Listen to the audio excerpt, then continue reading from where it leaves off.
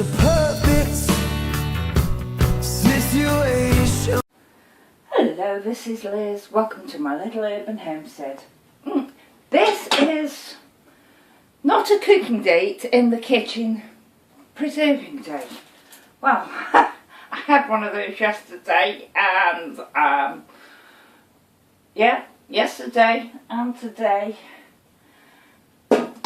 So we're carrying on from yesterday.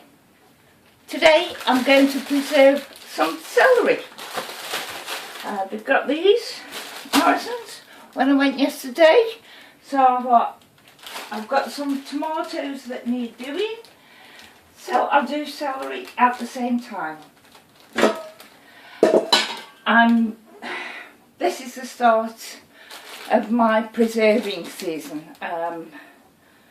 I've done some, but it's all basically bought things, and because I'm not doing as much, growing as much in the garden, but there is still some when it's finished that I will have to preserve out of the garden. But I digress. Usual thing with me, I'm doing half a dozen things at a time anyway. So basically the celery, first of all we wash the celery. I think everyone knows how. Oh, I've got much stuff today. Can't open the package. Couldn't pack myself way out of the paper bag. I have heard that you can grow more celery just with the base of bought celery. So I think I'm going to try that.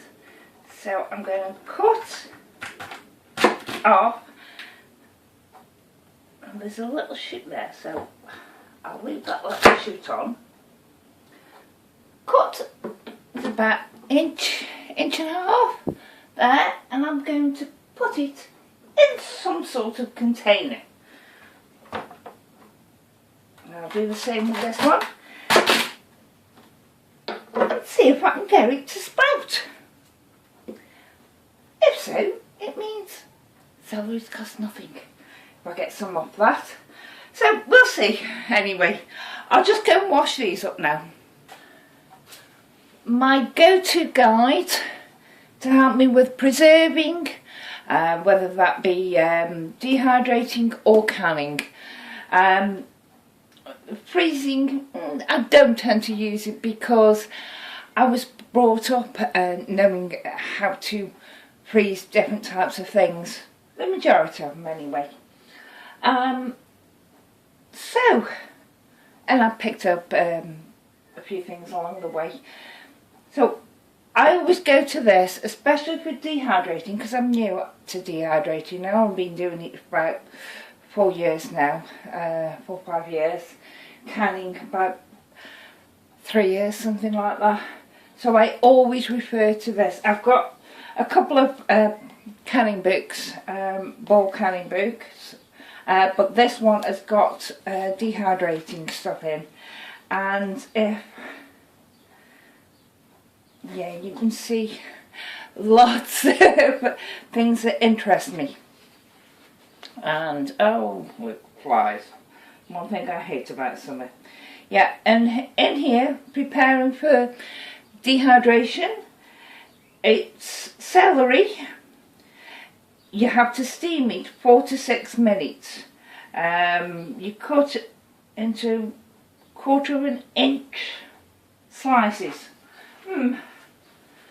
Oh, I haven't got anything that can cut in 1/4 inch slices.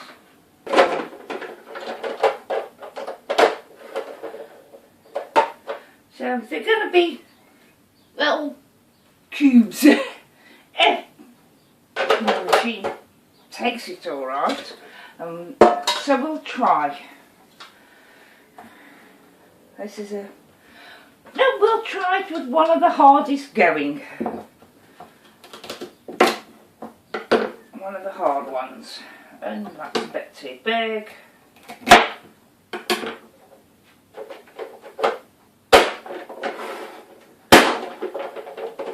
It does do it.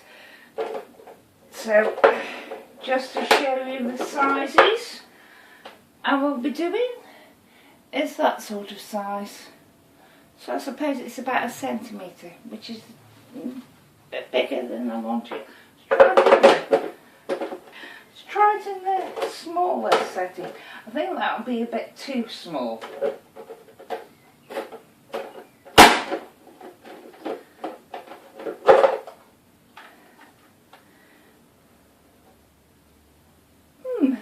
Not too bad actually.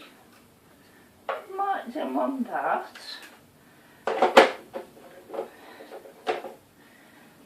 Because if I do it on end, it will slice it like that. Yes, I do prefer it on end. So I'll cut the celery up to 1 inch slots. I'll eat that one.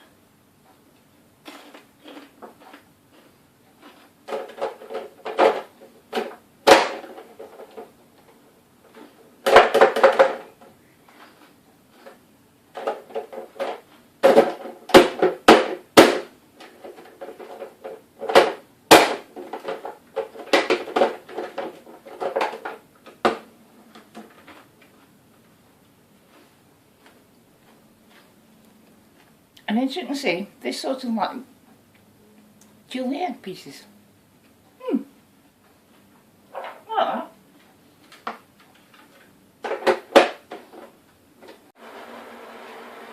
I'm trying all different camera angles, basically to see what I can work with, the tripod being in the kitchen, so that I could bring you along on my cooking days instead of just basically doing the highlights. So these several videos are with the tripod in different places. See what I like. I'm boiling some water up for celery. As you can see, or not see because I can't tell, because there's plenty of the way around, it's done me lovely strips of celery. It does mush up a bit, but I'll unmush that and then finish the rest of the celery off. But I thought I'd bring you along to show you this, because they need steaming for between 4 and 6 minutes. So that's what I'm going to do with the water now, and when they're done I'll put them on the dehydrator, which is sitting here waiting for me. How nice of it. I've only got a small steamer, so I'll do it in batches. There's one, there's the second one, and leave it to steam for about 4 to 6 minutes. So I'll put it on 5. This has had 5 minutes steaming now, so let's take it over, and you can see the steam coming off it. Where's that?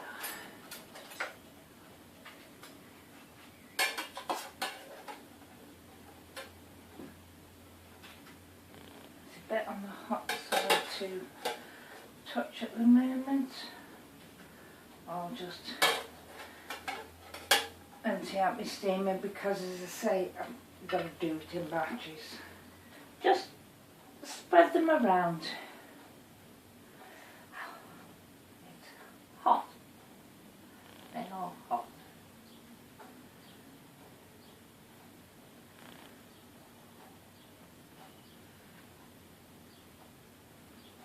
Try and get them as flat as possible, you know, not stacked on one another.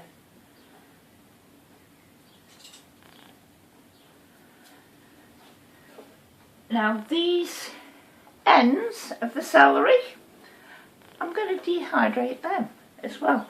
So they'll need steaming. So I'll do them. I'll do these ends, steam them afterwards, put them on the trays, see how many I've got. There we are. I've got 1, 2, 3 trays on the dehydrator and 1 tray of the ends, the leaves. And they'll go on there for however long it is until they're crispy. And they go on there at 52 degrees. I'm not sure what the other is. I think that's 125. Because I don't like the dehydrator going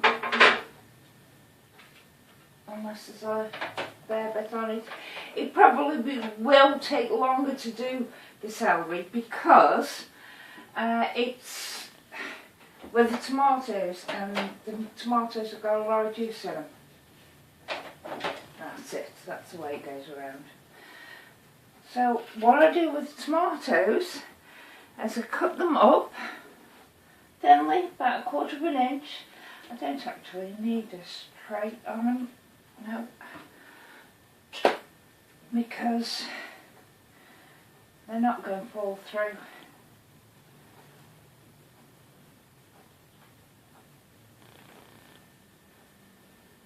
I've already cut some up. I don't know how many. I've only got 2 trays to go after.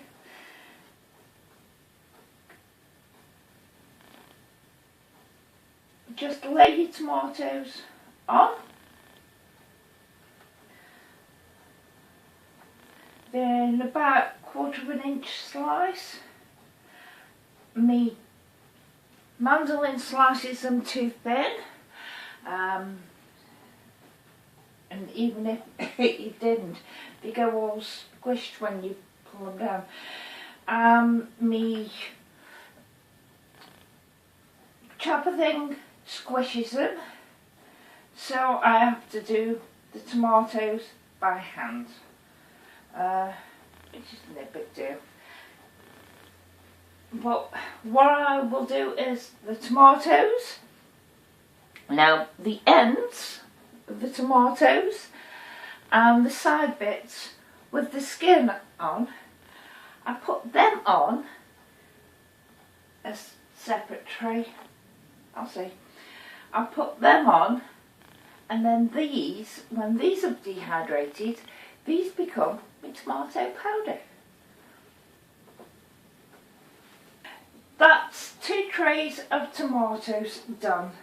The edges are on this side, and I'll be making them into tomato powder. So I'll now let them go fry. And they're on 52 degrees centigrade and 125 Fahrenheit, and they'll go until they're crispy. The tomatoes are a bit more leathery. You don't need to steam the tomatoes. As per my book, it says there's no steaming time at all required, and leave them until they're crisp. Following day. These are the tops of the celery, and they're done. And these are those little strips of celery, and they're done. So I'm going to put them in jar, and then I'll have a look at the tomatoes. See you in a minute. These are the 2 trays of tomatoes. Now, some of them have come out blackened, as though they're burnt. It may be because I didn't swap the trays around, which I normally do. But I don't think I'll be saving those. so there's not many.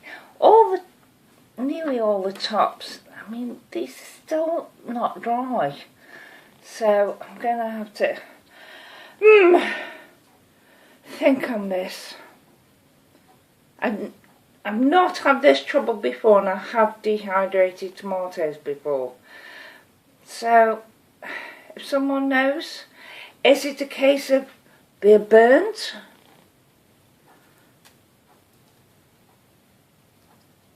Or what? Or is my dehydrator on the way out? I don't know. I've got a jar of celery though. But I think these tomatoes are going to be thrown. Well, I just rehydrate them and feed them to the chickens. Oh, feed them to the chickens now. I don't know. Thinking cap time. Thank you. Bye.